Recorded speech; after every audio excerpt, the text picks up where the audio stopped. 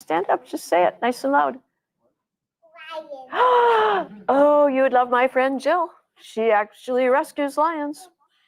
Yep. She is the Valley of the Kings Animal Sanctuary. She has lions and tigers. I just rescued them. I don't have lions and tigers. All right. We're going to give Trenton because we're gonna live stream the program, so we're gonna wait for Trenton to get the camera up and running. Okay. Nice. Oh, we're up. Oh, all right. Well, welcome, friends who are joining us virtually. We are with the fabulous Mary Tooley. I am Miss Lynn, by the way, from the library staff. Welcome today. We are very happy to have some of our friends here in person. We also have our friends who are joining us virtually, either right now or maybe you'll be watching this recorded later to watch Mary's fabulous program. Mary has been with us before. She does a program called Art in a Suitcase, and today she is doing a program for us called Tales About Tales. Are you ready? Are you ready? Yeah. Yes. All right. Oh. Take it away, Miss Mary. Well, hello, everybody. I am very happy to be back at it. Actually, this is my library. I got my library card here too, the Manitowoc Public Library. So welcome to all of you who are here and all of you who are out there at home.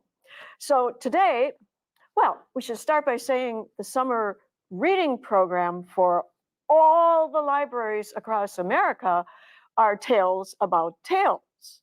True tale. What is the exact summer reading theme, Lynn? So for Manitowoc Public Library, we decided to just not use a theme and just call it our summer reading program. That way we have our fabulous summer reading t-shirts. We don't have to change those every year. Ah, so okay.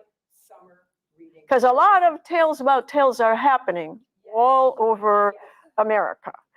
And my program today is called True Tales About Tales. Now that's kind of funny. There are lots of tales in that. So tale, now kids, open up your best looking eyes. If you spell tale, T-A-L-E, that's a story.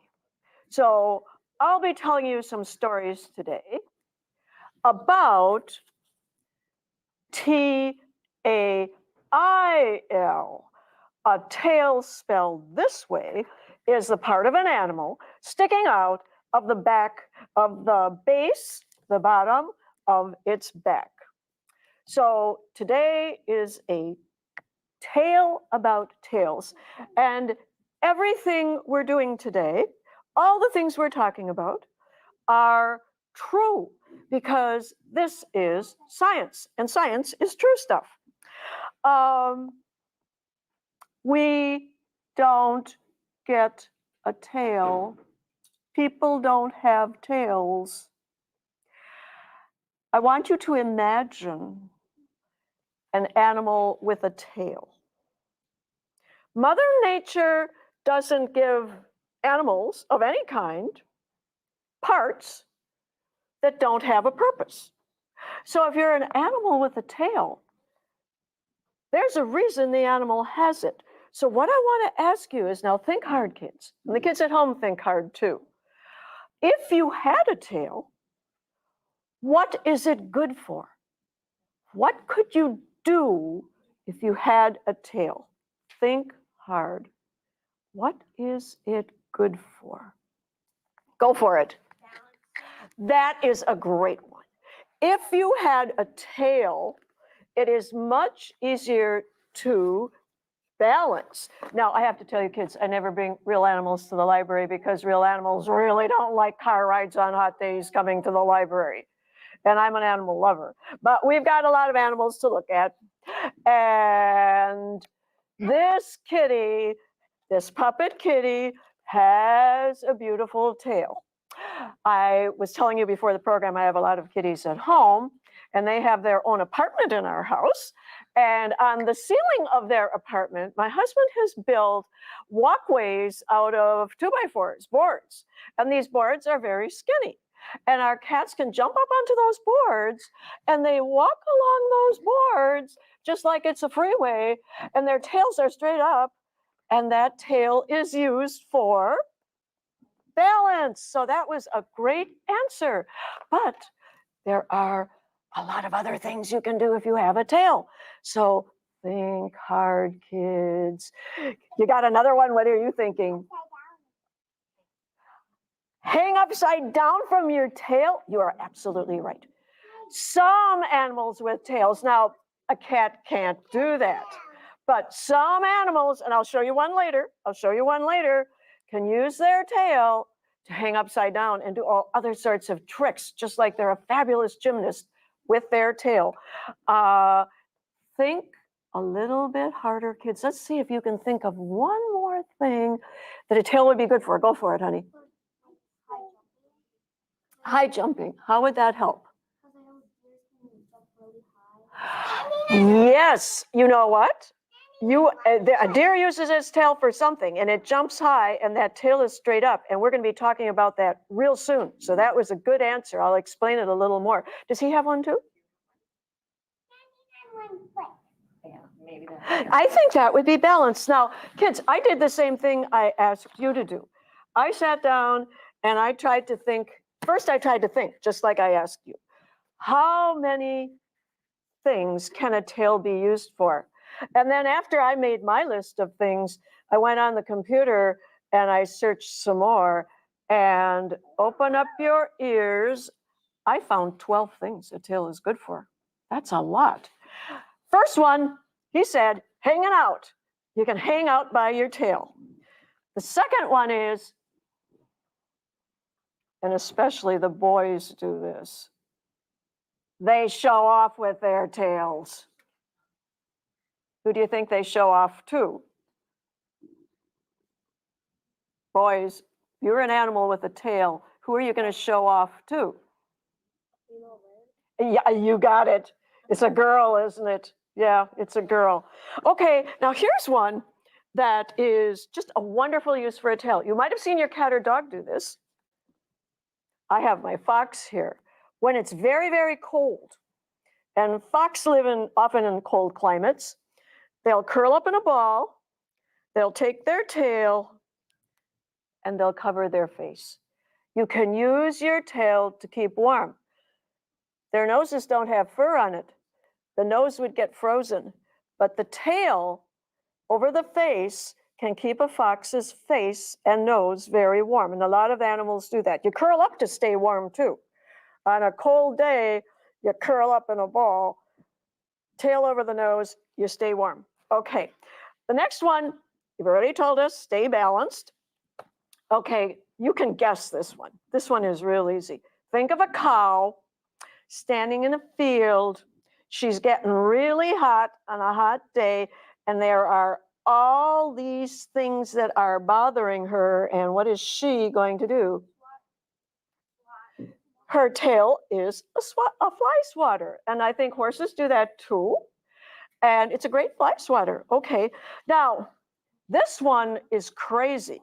It's really crazy and it's really neat. You can show your emotions with your tail. Oh, did you figure it out?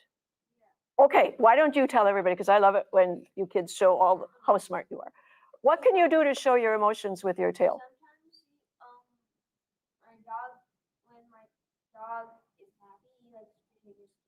When your dog is happy, you know, isn't there anything happier for a person to see than a dog? This tail is going like that, and it's such a happy dog. It's such a happy dog, and it's jumping up and down. But if you're a cat, and kids, I hope you have your ears open. If you're a cat and your tail is wildly waving, what does that mean? If you're a cat and your tail is waving, you're angry. Right, and that's very important for kids to know, because I know you kids are all animal lovers. Kids love animals. But if you think that your cat waving its tail is the same as a dog, no. When my cat's tails are wagging, that means they are very upset. And should you touch an angry animal? No, because you might get a bite. Now, a cat can do something else when they are really frightened. And that is a way of showing an emotion, fright.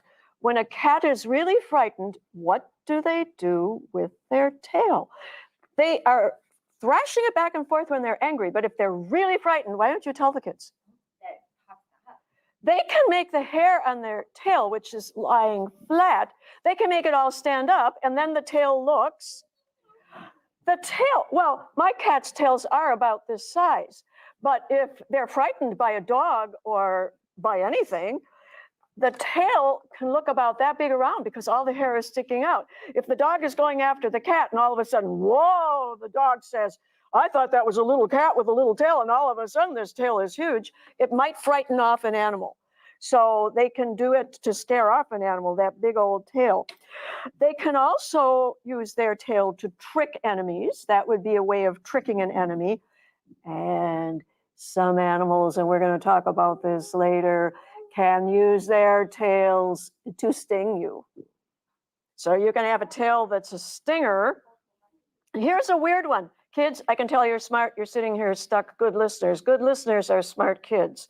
This is tricky. I'm warning you. You got to turn on your brain. If you're an animal in a desert, deserts can be, well, I heard it was 120 degrees in Phoenix yesterday. So if it's 120 degrees, you'd be very hot, right?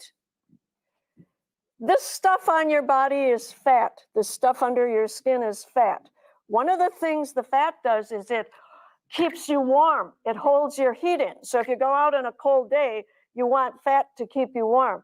If you live in a desert, do you want a lot of fat on your body so you stay warm? Yeah. You want to get cool in a desert. You want to stay cool in a desert, and it's hard. So an animal called a lizard called a Gila monster. It's not really a monster. It looks scary, but it's not really a monster. It's got a big fat tail. It has almost all its fat in the tail because then the rest of the body stays cool. It's a neat trick for an animal to stay cool in a hot place. They put a big lump of fat in one place. Gila monster puts the fat in its tail. Kids, you know an animal that does this, except it doesn't put the fat in the tail. It puts the fat in a hump on its back to stay cool, and it lives in a desert. What animal is it? A camel, right. Okay, and then the other thing you can do with your tail is you can change directions. And let's see if I can find an animal here. I found him. Maybe it's a her. It's a lovely sperm whale. Sperm whales, by the way, have teeth. They're the biggest whales on planet Earth that have teeth.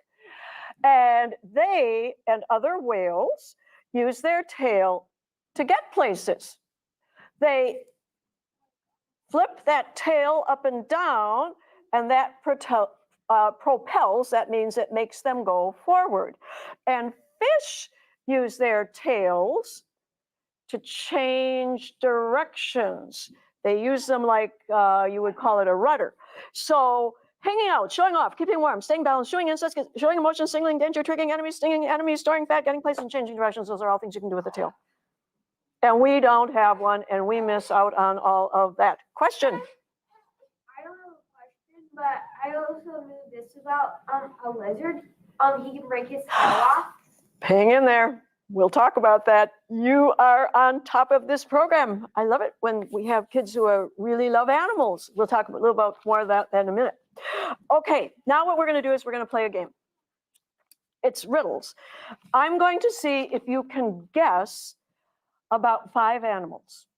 They all have tails. Well, yes, they all have tails. Number 6 doesn't have one, but we had to include it. Okay, I will give you 3 clues, okay? 3. Please wait for all the clues before you raise your hand to let me know that you want to answer. And if you have your hand up and I call on you kids and you answer wrong, don't feel badly if you answer wrong. You come to libraries to learn new things. It's okay to guess, and if you're wrong, we'll figure it out together. Somebody will get it. I think you're going to get all of them if we work together. Okay, 3 clues. The animal I'm thinking about uses its tail to signal danger to its friends. Clue number 2, we have about 1.5 million of these animals in Wisconsin, and they're not small. And we have 1.5 million almost. 1.45 if we're going to be exact. Now, this is tricky. The third clue is this animal is the official state wildlife animal in Wisconsin. It's not our mascot, the badger. It's the official state wildlife animal, which you will learn about in 4th grade. Give the kids a chance, and then we will let you give an answer because we need you big people. Kids, do you know what animal do you see all the time, especially at night? And your parents are really freaked out when they drive at night because they don't want to hit this animal. Who is it? Right, were you going to say that? It is the official state wildlife animal in Wisconsin is the white-tailed deer. Yeah, and their numbers are up to 1.45 million. Okay, kids, now the white-tailed deer, by some people call the white-tailed deer a flag-tailed deer or a banner-tailed deer. I made a picture of the deer's tail. When we see a deer, it's usually from pretty far away because they're afraid of people. But if you could go right up close to a deer, this is the actual size of a white-tailed deer's tail. It is 14 inches long, and I measured this out to make sure it was the exact same size. So it's a pretty big tail. And the way this works is when the deer like friends, you know that, right? Deer usually are with a group of other deer, and the tail is down when they're just, they call eating browsing for a deer. They like to chew on bushes.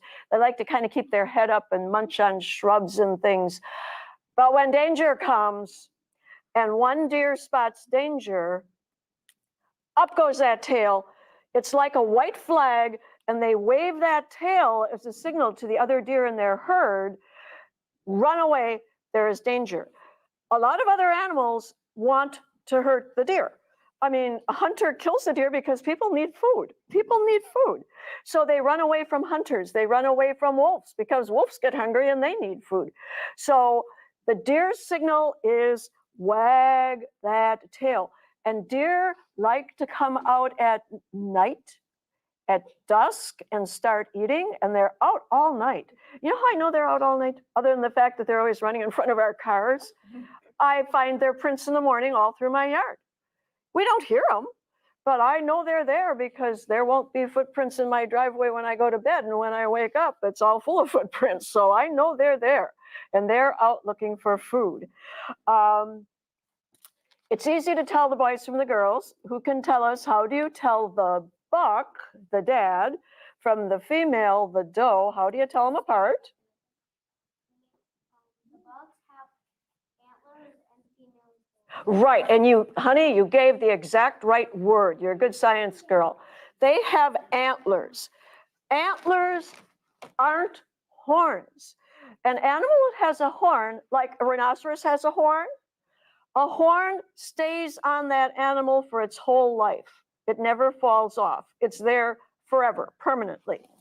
Antlers are different than horns in that the antlers are only, go ahead, you can explain it. The antlers shed. Right. They fall off in the fall and they grow in the spring. And what good are they? Like the tails all have purposes. What purpose do the antlers have? You're a guy, so maybe you'll be onto this. Attack. Who do they attack? Predators. Think again. What do they do when they see danger? They run away. So who would they attack? You're right. They're going to attack somebody, but it's not a hunter and it's not a wolf. Who would they fight over? Help them out. Others, the females. Sure, they're fighting over the girls. They fight over the girls. And the girls also choose their boyfriends by, I'll pretend I'm a girl deer, a doe. Look at that buck. He has the most gorgeous big antlers. He must be a very healthy man, and I want to have healthy babies, so I'm going to pick him. He's got big antlers. So see, everything has a purpose, and that's what those antlers are for. Have you found some? Well, my teacher brought a moose antler. That is cool. And we all did it the whole time. That is very cool. I've never held a moose antler. I'd like to do that. I bet it was big. And it's also heavy. I bet it was. I've heard them moving around in the woods. And boy, you know when there's a moose in the woods. You really do. Okay, not in Wisconsin, folks. That was in Alaska. Okay, now, next animal. You have good answers, by the way. This is great. Next animal, 3 clues, and you got the first one. I know you're going to get this one. First clue, I'm a fish, but I don't look like a fish. Second clue, some people call me a pancake shark. A pancake shark. Uh-oh, it's got to be something flat as a pancake. And the third clue is I use my poison in my tail to defend myself. Who is it?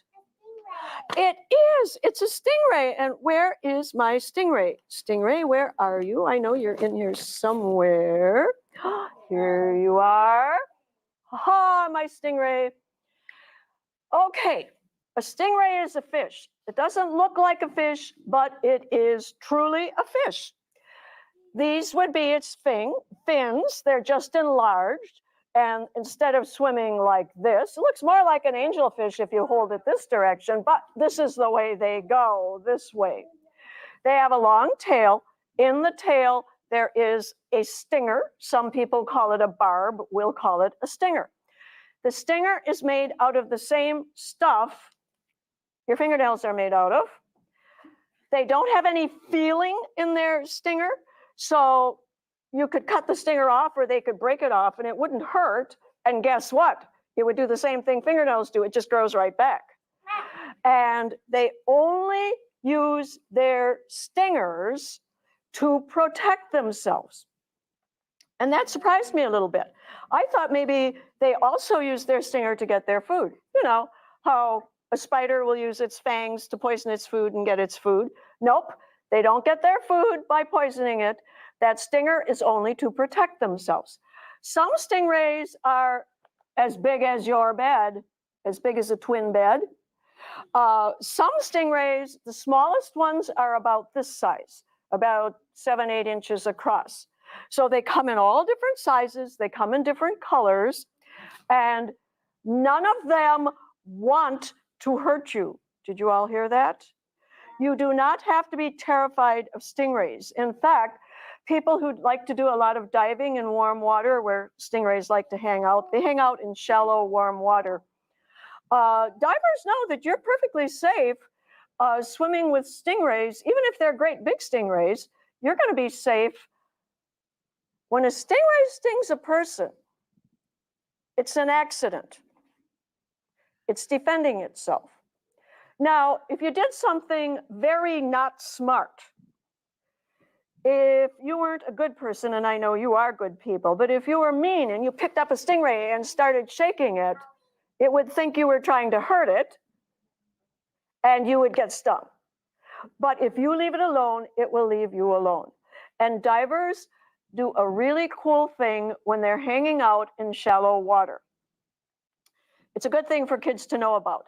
If you go to California or Florida or any place where you're at an ocean beach, you should do what the divers call the Stingray Shuffle. And I'm not making this up. This is a real word, Stingray Shuffle.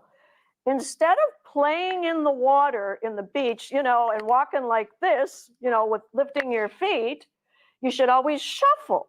And if you shuffle your feet and never lift them up, I'm doing the Stingray Shuffle, and all of a sudden my toe, because my feet would be bare in the water, my toe feel the edge of that tail, or my toe feels, uh-oh, there's something there, then I draw back.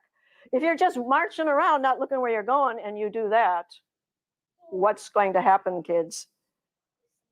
Is it an accident?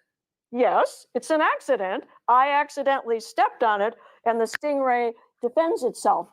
I have read a lot about stingrays, and I know that a surfer, a big, tough surfer dude who's not afraid of anything, when they get bitten by a stingray, they'll break into tears. It hurts so much. It really, really hurts. So you just have to be a little careful when you're walking in lakes too. There aren't stingrays in our lakes, but there's lots on that bottom that could hurt your feet. So it's a good thing to do a shuffle when you're playing around in shallow lake and ocean waters. Okay, next animal. You're batting just perfectly. Let's see if you can guess the next animal. Okay. This animal is a member of the pheasant family of birds. You've all seen a pheasant, or you know what a pheasant is? It's not a pheasant, but that's its family group. A pheasant would be its cousin. Oh, this clue is going to give it away. The guys use the tail feathers to impress the girls. They show off for the girls. And the third clue is some of the guys' tail feathers can be, I hold the end. Some of these guys have tail feathers that are, oh, here we go. Almost. 4, 5. Here we are. 6 feet long. A tail feather that long for some of these guys. That's a pretty long tail feather. What bird could I possibly be talking about? A peacock! Of course, it's a peacock. Wow. Now that is one absolutely beautiful tail. And it just so happens that I have brought along a real peacock feather. No peacock has to be hurt, by the way, to get the peacock feathers because they shed them. They shed their feathers. So that means nobody had to kill the bird to get this feather. Aren't they beautiful? They're longer than this. They just cut it off so you could see how beautiful the end is.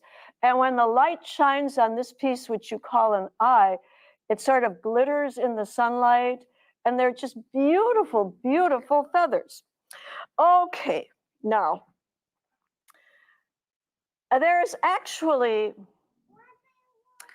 the boy peacock, the girl peacock, and the baby peacocks. They're not all called peacocks. The name of the bird is peafowl, F-O-W-L. The boy is the peacock. Do you get it, kids? It's only the boy that we should call the peacock, but we don't. We call them all peacocks. That's just what we do. But really, it's only the boy who's the peacock. The girl is called a peahen, just like a rooster is the boy and the hen is the girl. And the baby is called, and I'm not making this up, it's called a pea-chick. So peacock, peahen, and pea-chick. And it's the guy that has the beautiful feathers. And when there aren't girls around and they're just hanging out with their friends, the puppet maker actually should have made that tail real long because the tail can drag along the ground. It's so long. But when there are girls around, bango, up goes the tail. And you know what that guy is looking for? He's not looking for one girlfriend. He's not looking for 2 girlfriends. He's looking for 5 girlfriends. Do you know why he's looking for 5 girlfriends? The girls are very fussy. The peahens are very, very fussy. They will actually turn a guy down because they don't like the looks of his tail. And so in order to make sure that he ends up with a girlfriend, he checks out about 5 girls before he finds one who really says, "You're the one, honey."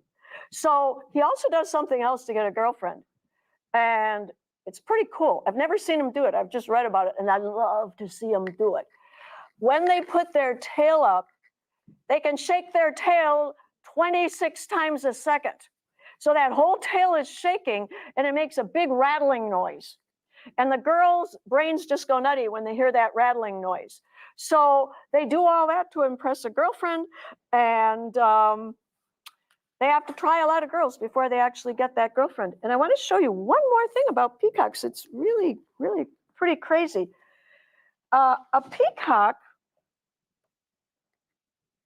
can have white feathers. Most of them look like my puppet peacock. but some peacocks are all white. And for your older kids and grown-ups, they are not albinos. They do not have red eyes. They have blue eyes. It's just a different variant on the peacock's colors, not an albino. Pretty neat looking peacock. Okay, now, next one, you'll get it, you're smart. The next animal is a member of the reptile family. One of the older kids, tell us who the reptiles are. Who's a reptile? No, amphibians are the frog family and salamanders. Reptiles are, tell me a name. You got it, snakes. Can you think of another one? Lizards, who else can you think of? Gila monster is a lizard, okay. Big reptiles, don't want to mess with them. Who's the crocodile look-alike? Yeah, and then the one kids always forget, their feet are all scaly, but the top of them is a real hard shell. Turtles, okay. So we've got snakes, lizards, crocodiles, alligators, turtles. They all have tails, but the one we're going to talk about is the lizard. So lizards, and somebody mentioned this. Who mentioned to me about, you did, okay. Well, I did a little research on this. That's why libraries are so cool.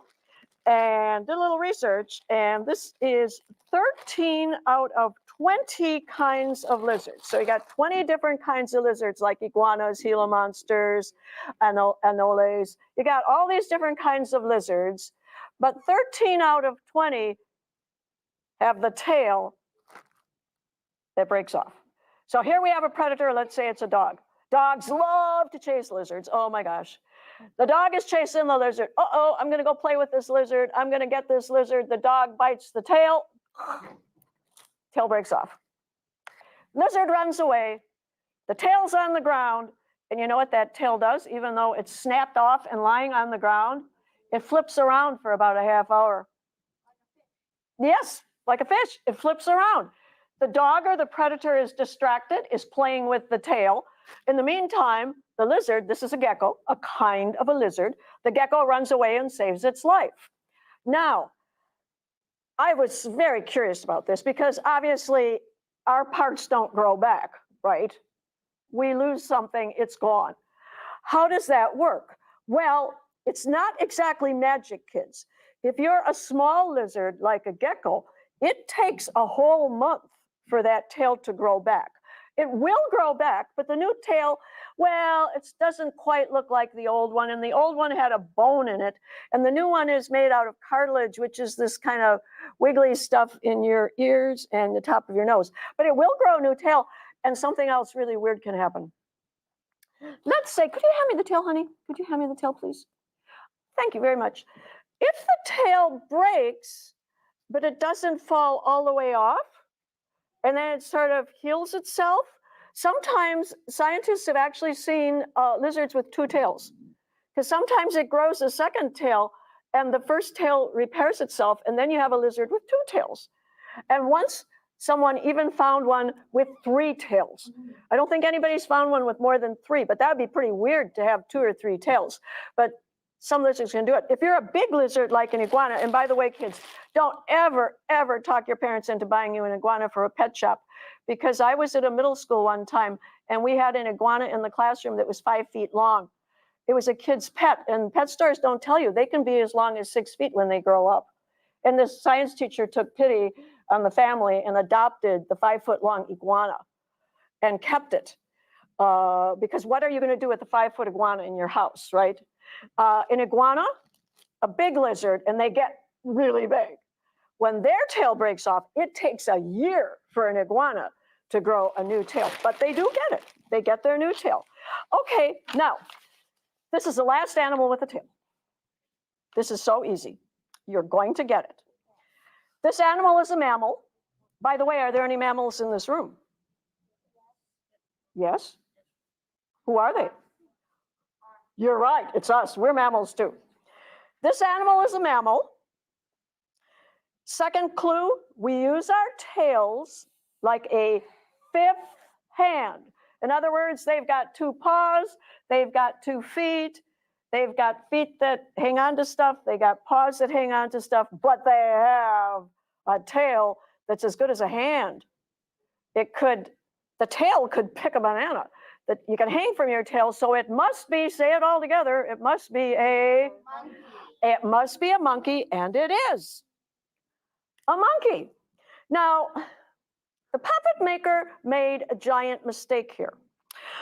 All these other puppets that I have are made by a very wonderful puppet maker by the name of Judy Folkmanis, and she knows her science, and she makes her puppets pretty much correctly, like the real animal. This puppet maker, they made the head right. It looks like a monkey head. They made the ears right. Ears on the side of the head. You're going to make a monkey. The kids at home have a kit, and the kids here, we got art supplies so you can make a monkey to take home, but I don't want you to make the mistake the puppet maker made.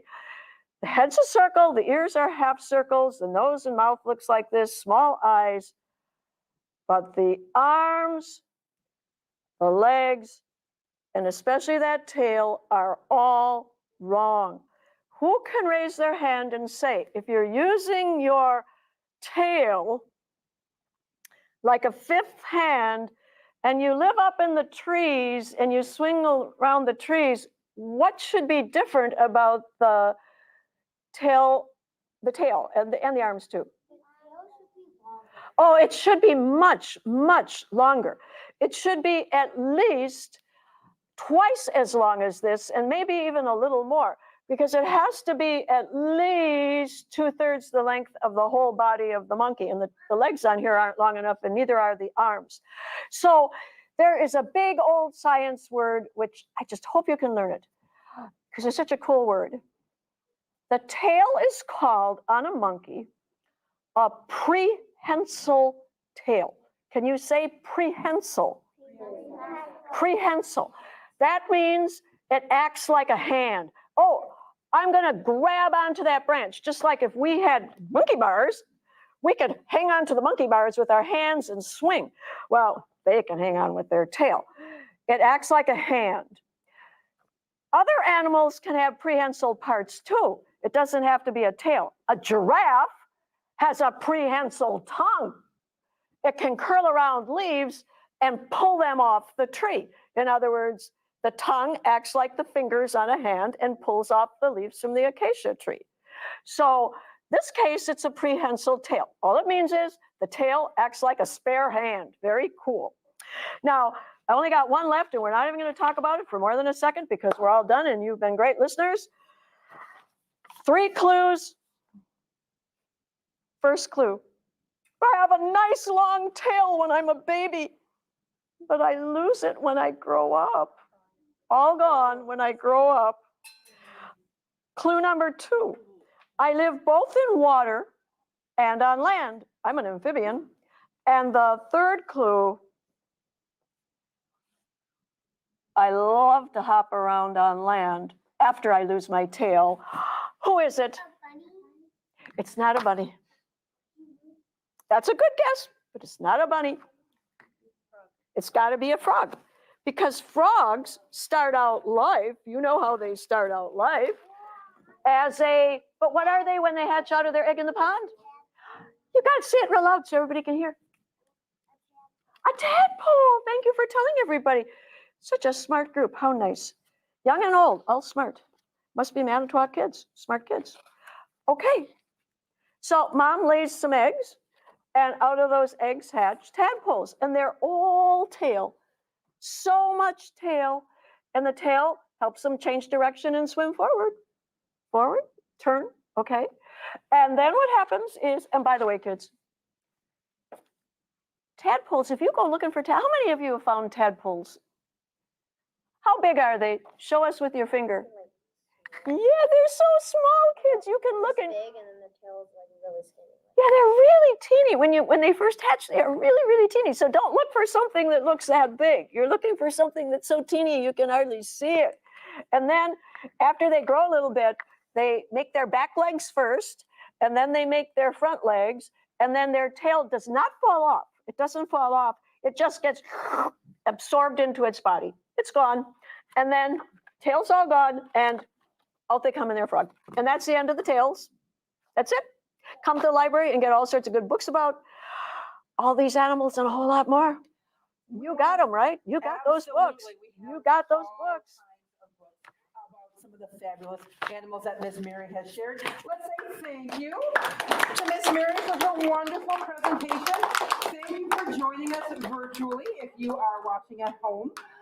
Don't forget, we have started our summer reading program. We started this week. You can be logging your reading. If you need help getting signed up, please stop in at the library or give us a call or visit our website,